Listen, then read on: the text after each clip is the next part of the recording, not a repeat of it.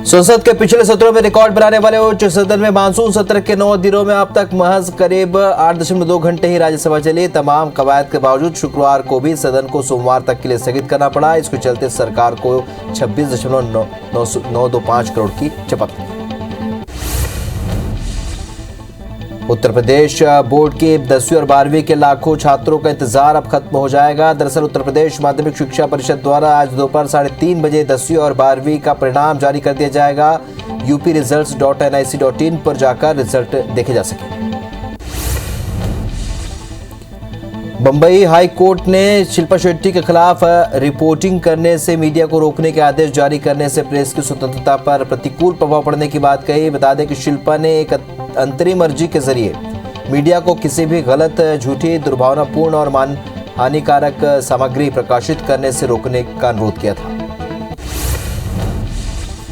असम मिजोरम सीमा विवाद को लेकर दोनों सरकार आमने सामने। सीमा पर हिंसक झड़प को लेकर दोनों राज्यों में तनाव जारी है। वहीं असम के मुख्यमंत्री हिमंत बिस्वा शर्मा के खिलाफ AIR दर्ज की गई है और मिजोरम पुलिस ने मुख्यमंत्री बिस्वा शर्मा के खिलाफ हत्या की साजिश रचने के आरोप में केस दर्ज किया।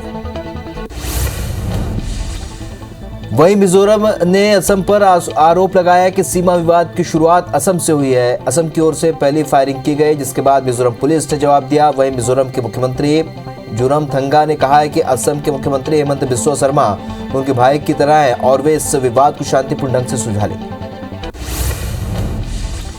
ईडी ने मनी लॉन्ड्रिंग मामले की जांच के लिए महाराष्ट्र के पूर्व गृह मंत्री अनिल देशमुख और उनके बेटे को समन जारी किया है। अधिकारियों ने बताया कि अनिल देशमुख और उनके बेटे ऋषिकेश को धन शोधन रोकथाम कानून के प्रावधानों के तहत 2 अगस्त को मामले की जांच के लिए ईडी के समक्ष पेश होने को कहा है। मौसम विभाग ने कहा है कि मानसून अब एक्टिव फेज में दाखिल हो गया है। इसका सबसे ज्यादा असर सेंट्रल इंडिया के कई इलाकों और इससे जुड़े उत्तर पश्चिम भारत के हिस्सों में देखने को मिल सकता है। आज पश्चिम बंगाल, झारखंड, बिहार के दक्षिणी हिस्सों, उत्तरी छत्तीसगढ़ और उत्तर प्रदेश के दक्षिणी हिस्सों में हल्की से मध्यम बारिश के साथ कुछ स्थानों पर भारी बारिश हो सकती है। भारतीय मौसम विभाग ने आज राजस्थान में भारी बारिश की संभावना के चलते रेड अलर्ट जारी कर दिया है। यहां मध्य प्रदेश के कई हिस्सों में भारी बारिश की संभावना को देखते हुए ऑरेंज अलर्ट जारी किया गया है। साथ ही दिल्ली में आज के लिए येलो अलर्ट जारी करते हुए कई हिस्सों में हल्की बारिश की बात कही है। हिमाचल प्रदेश सहित देश के पहाड़ी राज्यों में भूस्खलन की घटना लगातार हो रही है। वहीं बारिश के चलते नदी नाले उफान पर है। हिमाचल के जाहलमान नाला में तेज बहाव के कारण लाहौल स्पीति का पुल टूट गया और बचाव दल ने घायल व्यक्ति को बाहर निकाला और उसे अस्पताल ले गया। लगातार बारिश से लैंडस्लाइड की घटनाएं बढ़ गई हैं। आज गुजरात के जूनागढ़ के खिरसरा गांव में सुबह 40 साल पुरानी पानी का टैंक गिर गया और देखते ही देखते धराशायी हो गया। हालांकि घटना में किसी के हताहत होने की सूचना नहीं मिली। लगातार हो रही बारिश से पश्चिम बंगाल में बाढ़ आ गई है। यहां हुगली जिले के द्वारकेश्वर नदी का जलस्तर बढ़ गया है, जिसके चलते आसपास के इलाकों में भारी बारिश जलभराव हो गया है। वहीं लोगों को भी आने जाने में दिक्कतों का सामना करना पड़ा है। बारिश से जनजीवन पूरी तरीके से प्रभावित है। जम्मू कश्मीर में भारी बारिश के कारण बाढ़ जैसे हालात बन चुके हैं। यहाँ गांदरबल में तेज बारिश के चलते ग्रामीण इलाकों में पानी भर गया है, जिससे लोगों को काफी परेशानियों का सामना करना पड़ा। पश्चिम बंगाल के आसनसोल में बारिश का कहर जारी है। बाढ़ के चलते लोगों का जनजीवन बुरी तरीके से प्रभावित है। भारी बारिश के चलते रिहायशी इलाकों में पानी भर गया। मध्य प्रदेश के पूर्वी जिलों में मानसून की सक्रियता बढ़ गई है। रीवा, शहडोल, जबलपुर, सागर संभागों के जिलों में अच्छी वर्षा हो रही है। वहीं ग्वालियर, चंबल संभागों के जिलों में अधिक बारिश का अलर्ट है। कटनी, बालाघाट, पन्ना, छतरपुर, टीकमगढ़, दिवाड़ी में भी भारी बारिश की संभावना जताई गई है। वहीं राजधानी भोपाल में भी दिन भर बादल छाए रहेंगे। पर्यावरण प्रेमियों के लिए एक सुखद खबर सामने आई है। गुजरात के भावनगर के ब्लैकबक नेशनल पार्क में 3000 से भी ज्यादा काले हिरण सड़क पार करते हुए देखे गए हैं और इस वीडियो को पीएम मोदी ने भी ट्विटर के माध्यम से शेयर किया और लिखा, शानदार। कोरोना वायरस का डेल्टा वेरिएंट अधिक गंभीर बीमारी का कारण बन सकता है और चेचक की तरह आसानी से फैल सकता है। अमेरिकी संस्था centre for disease control and prevention ने कहा है कि टीका लगवा चुके लोग भी डेल्टा वेरिएंट के वाहक बन सकते हैं। वायरस का ये रूप मार्स, सार्स, इबोला और सामान्य सर्दी के साथ मौसमी फ्लू और स्मॉल पॉक्स की तुलना में ज्यादा संक्रामक है। छत्तीसगढ़ के गृह मंत्री ताम्रध्वज साहू आज राजस्थान दौरे पर रहेंगे। गृह मंत्री कांग्रेस घोषणा पत्र समिति की बैठक में हिस्सा लेंगे। बता दें कि ताम्रध्वज साहू राजस्थान घोषणा पत्र समिति के अध्यक्ष हैं। वहीं आज होने वाली बैठक में सीएम अशोक गहलोत और मंत्री भी मौजूद रहेंगे। सुप्रीम कोर्ट अगस्त के पहले हफ्ते में पेगासस जासूसी मामले पर दायर याचिका पर सुनवाई करेगा। शुक्रवार को सीजेआई एनवी रमना ने अगस्त के पहले हफ्ते में याचिका पर सुनवाई के लिए सहमति जताई है। वहीं वरिष्ठ वकील कपिल सिब्बल ने कहा है कि उन्होंने तत्काल सुनवाई के लिए सुप्रीम कोर्ट के सामने वरिष्ठ पत्रकार एन राम और शशि कुमार की याचिका मेंशन की। देश की नजरें आज बैडमिंटन खिलाड़ी पीवी सिंधु पर टिकी रहेंगी। सिंधु आज सेमीफाइनल में ताई जू यिंग से भिड़ेगी और ये मैच दोपहर 3:20 पर खेला जाएगा। दुनिया के कई देश फिर से कोरोना की चपेट में आ गए हैं। चीन अब कोरोना के डेल्टा वेरिएंट की जद में आ चुका है। वहीं मनीला 6 से 20 अगस्त तक बंद रहेगा, जिसके चलते अंतर्राष्ट्रीय उड़ानों पर रोक लगा दी गई है। वहीं कोरोना के बढ़ते कहर को देखते हुए स्वीडन में सेना की तैनाती कर दी गई। सोमवार से शुरू हो रहे मानसून सत्र के तीसरे सप्ताह में सरकार का एजेंडा अध्यादेश से जुड़े विधेयक होंगे। बीते 2 सप्ताह में अध्यादेश से जुड़े 6 विधेयकों में से महज एक को ही दोनों सदनों की मंजूरी मिलने से सरकार की चिंता बढ़ गई है। ऐसे में अब राज्यसभा में ऐसे विधेयकों को पारित कराने के लिए सरकार रणनीति बनाने में जुट गई। दुनिया भर में कोरोना के मामले 19 करोड़ 79 लाख को पार कर गए हैं। वहीं कोरोना से मौत का आंकड़ा 42 लाख 23 हजार को पार कर गया है। दुनिया भर में 17 करोड़ 88 लाख से भी ज्यादा कोरोना मरीज स्वस्थ हो चुके हैं। वहीं दुनिया भर में एक्टिव मामले इस वक्त 1 करोड़ 48 लाख के पार पहुंच चुके हैं, जबकि कोरोना के डेल्टा प्लस वेरिएंट ने कई देशों में चिंता बढ़ा दी है। केरल में पिछले 4 दिनों में 20,000 से ऊपर नए केस मिल रहे हैं। 20,772 केसों में आंकड़ा 33,70,000 को पार कर गया। वहीं 116 मौत से अब तक 16,702 मरीजों की मौत हो चुकी है। 14,651 मरीजों के डिस्चार्ज होने के बाद अब तक 31,92,000 लोग स्वस्थ हो चुके हैं। हालांकि कोरोना के बढ़ते मामलों को देखते हुए प्रशासन ने वीकेंड लॉकडाउन का ऐलान किया। मध्य प्रदेश में 10 नए केस के साथ ही अब तक 7,91,806 मरीज मिल चुके हैं। मौत का कुल आंकड़ा अब 10,513 हो चुका है। प्रदेश में 19 मरीजों के डिस्चार्ज होने से कुल आंकड़ा अब 7,81,172 पहुंच चुका है। राज्य में एक्टिव मरीजों की संख्या घटकर 121 रह गई है। तो प्रदेश में कोरोना की तीसरी लहर से बचने सारे उपाय किए जा रहे हैं। छत्तीसगढ़ में कोरोना के 125 नए केस से अब कुल आंकड़ा 10,01,906 पहुंच चुका है। वहीं 3 मौत से अब तक 13,523 मरीज अपनी जान गंवा चुके हैं। 243 मरीजों के डिस्चार्ज होने के बाद कुल आंकड़ा 9,86,418 हो चुका है। तो एक्टिव मरीजों की संख्या घटकर अब 1,965 रह गई है। राजधानी रायपुर में 8 और जांजगीर में 3 नए मरीज मिले। 16 जनवरी से शुरू होने वाले वैक्सीनेशन अभियान के तहत देश में अब तक 46 करोड़ लोगों को वैक्सीन लग चुकी है और जिसमें 35 करोड़ 61 लाख यानी कि 27.49% लोगों को पहली डोज लगी है। तो वहीं 9 करोड़ 98 लाख यानी कि 7.71% लोगों को दूसरी डोज लगाई गई है। तो देश में रोज 1 करोड़ वैक्सीनेशन का लक्ष्य रखा गया। छत्तीसगढ़ में दोनों वैक्सीन लगाई जा रही है और प्रदेश में अब तक 1 करोड़ 19 लाख लोगों को वैक्सीन लग चुकी है। इसमें 32.32% यानी कि 96,57,000 लोगों को पहली डोज लगी है। तो वहीं 7% यानी कि 22,88,000 से भी ज्यादा लोगों को दूसरी डोज लगाई गई है। रायपुर में मेकाहारा और जिला अस्पताल में वैक्सीन लगाई जा रही है। मध्य प्रदेश में वैक्सीन की दोनों डोज लगाई जा रही है। इससे प्रदेश में वैक्सीनेशन का आंकड़ा अब 3 करोड़ 9 लाख के पार पहुंच चुका है। प्रदेश में अब तक 2 करोड़ 59 लाख यानी कि 35.41% लोगों को पहली डोज लगी है। तो लगभग 6.83% यानी कि 50,10,000 लोगों को दोनों डोज लगाई गई। सीएम भूपेश बघेल आज पदभार ग्रहण कार्यक्रम में शामिल होंगे। नवनियुक्त पदाधिकारियों के पदभार ग्रहण कार्यक्रम में शामिल होंगे युवा आयोग, शाकंभरी बोर्ड।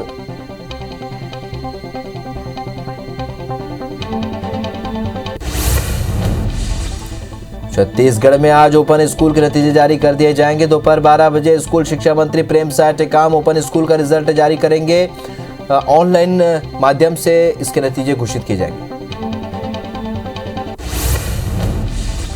बालोद के गुंडरदेही में सनौद मार्ग पर 28 जुलाई को 350 बोरी यूरिया से भरा एक ट्रक पकड़ा गया था। कृषि विभाग ने कागजात पेश नहीं करने पर संबंधित फर्म और परिवहनकर्ता को शो कॉज नोटिस जारी किया। 91,000 कीमत की खाद को अर्जुंदा के गुंडरदेही होते हुए धमतरी ले जाया जा रहा था। कालाबाजारी की आशंका के मद्देनजर किसानों और भाजपा नेताओं ने घेराबंदी कर ट्रक को पकड़ा था।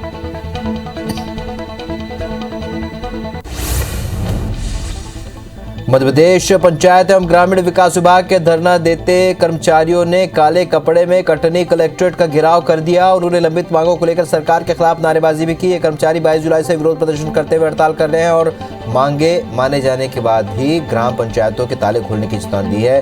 फिलहाल विभिन्न विभागों का कामकाज ठप पड़ा हुआ है। बिलासपुर हाई कोर्ट ने एक अवमानना याचिका पर सुनवाई करते हुए व्यापम नियंत्रक पीसी चौबे के खिलाफ जमानती वारंट जारी कर दिया है। बता दें कि 2019 में सेट एग्जाम की अभ्यर्थी भूमिका मड़रिया की याचिका पर हाईकोर्ट ने व्यापम को 45 दिनों के भीतर पुनर्मूल्यांकन कर परिणाम जारी करने का निर्देश दिया था, लेकिन हाईकोर्ट के निर्देश का कोई पालन नहीं किया गया, जिसके बाद याचिकाकर्ता ने अवमानना याचिका दायर की थी। राजिम के ग्राम पंचायत सिंदौरी के सरपंच और उप सरपंच को राजिम एसडीएम जीडी वाहिले ने पद से बर्खास्त कर दिया है। सरपंच लीला देवांगन और उप सरपंच हेमलता साहू पर आरोप था कि उनके द्वारा मनमानी की जाती है और पंचायत के हर काम में उनके पतियों का दखलंदाजी होता है। दुर्ग के अहिवारा में वैक्सीन चोरी होने के मामले में सीएमएचओ ने वहां के टीकाकरण प्रभारी से वैक्सीन की कीमत वसूली का आदेश जारी कर दिया है। बता दें कि केंद्र से वैक्सीन के 70 डोज चोरी होने पर सीएमएचओ ने कार्रवाई की। राजनांदगांव से सटे गढ़चिरौली में नक्सलियों के डॉक्टर और महिला सदस्यों ने सरेंडर किया है। नक्सल सप्ताह के बीच 6 लाख रुपए के इनामी विनोद उर्फ मनीराम ने समर्पण कर दिया। वहीं 2 लाख रुपए की इनामी कविता उर्फ सत्तो ने शुक्रवार को गढ़चिरौली पुलिस के समक्ष समर्पण कर दिया। इंदौर में देर रात अवैध शराब बनाने वालों के ठिकानों पर पुलिस ने दबिश दी और 2 आरोपियों को हिरासत में लिया। जिले में लगातार जहरीली शराब के मामले सामने आ रहे थे और दबिश के दौरान आरोपी अवैध शराब को सड़क के नीचे जमीन में गाड़ने की फिराक में थे। मामला राजेंद्र नगर थाना क्षेत्र का। देवास जिले के कई इलाकों में अवैध शराब निर्माण और विक्रय करने वाले स्थानों पर पुलिस और आबकारी विभाग की टीम ने दबिश दी, जिसमें से 85 लीटर हाथ भट्टी मदिरा और 15,900 किलोग्राम महुआ लाहन जब्त किया गया। लाहन को मौके पर ही नष्ट किया गया। वहीं जब्त शराब की कीमत 8 लाख रुपए बताई जाती है। भिंड में बारिश के चलते एक जेल की जर्जर दीवार ढह गई। हादसे में बैरक नंबर 6 में बंद 21 कैदी घायल हो गए, जबकि एक कैदी की हालत गंभीर बनी हुई है और सभी घायलों को जिला अस्पताल में भर्ती कराया गया है। मामला कोतवाली थाना क्षेत्र में। छतरपुर के सागर रोड में रहने वाले एक नाबालिग लड़के ने फांसी लगाकर खुदकुशी कर ली। पुलिस के मुताबिक मोबाइल में गेम खेलने से मना करने पर 14 साल के किशोर कृष्णा पांडे ने एक आत्मघाती कदम उठाया। मामले में सिविल लाइन पुलिस ने मर कायम कर आगे की कार्रवाई शुरू कर दी। धमतरी के भखारा थाने इलाके में करंट की चपेट में आने से किसान और उसके 2 बैलों की दर्दनाक मौत हो गई। खेत में बयासी करते वक्त बिजली का तार टूटने से हादसा हुआ। मृतक किसान इतवारी राम भखारा का रहने वाला था। खरगोन पुलिस ने नकली और जहरीली शराब सप्लाई करने वाले 3 आरोपियों को गिरफ्तार किया है। वही मौके से 3 लाख कीमत की 542 लीटर स्प्रिट में मिलाया जाने वाला 40 लीटर रंग सहित बोतल पैक करने की मशीन और 1000 लीटर की टंकी जब्त की। बीजापुर में ठेकेदारों के बीच पैसों के लेन देन को लेकर मारपीट हुई, जिसमें दोनों पक्षों के लोग घायल हुए हैं। घायलों को अस्पताल में भर्ती कराया गया है। मामला कोतवाली थाना क्षेत्र का है। बताया जा रहा है कि दोनों ठेकेदारों के बीच सड़क निर्माण के भुगतान को लेकर विवाद हुआ था। रतलाम में बीजेपी के वरिष्ठ नेता बाबूलाल कर्णधार के बेटे राजेश कर्णधार की जमकर पिटाई की गई। राजेश कर्णधार बतौर शांति निकेतन इंस्टीट्यूट कॉलेज में बतौर प्रबंधक के रूप में कार्यरत है, जहां पर असाइनमेंट जमा करने आई छात्रा के साथ राजेश कर्णधार ने अश्लील हरकतें की, जिसके बाद छात्रा के पति और परिजनों ने बीजेपी नेता के बेटे जमकर पिटाई की। इंदौर के खातीवाला टैंक इलाके में आबकारी विभाग ने करीब 150 से भी ज्यादा अंग्रेजी शराब और 300 से भी ज्यादा देसी शराब जब्त की है। इसमें वो शराब भी शामिल है जिसे पीकर अब तक 4 लोगों की मौत हो चुकी है। मामले में पुलिस ने हेमंत शर्मा नाम के एक आरोपी को गिरफ्तार किया। पखांजूर पुलिस ने नशीली दवाओं के साथ 2 आरोपियों को गिरफ्तार किया है। एक आरोपी फरार हो गया है और गिरफ्तार आरोपियों के पास से बड़ी मात्रा में प्रतिबंधित दवाइयां जब्त की गई हैं। पुलिस को इस बारे में मुखबिर से सूचना मिली थी, जिसके बाद पुलिस ने ग्राहक बनकर आरोपियों को धर दबोचा।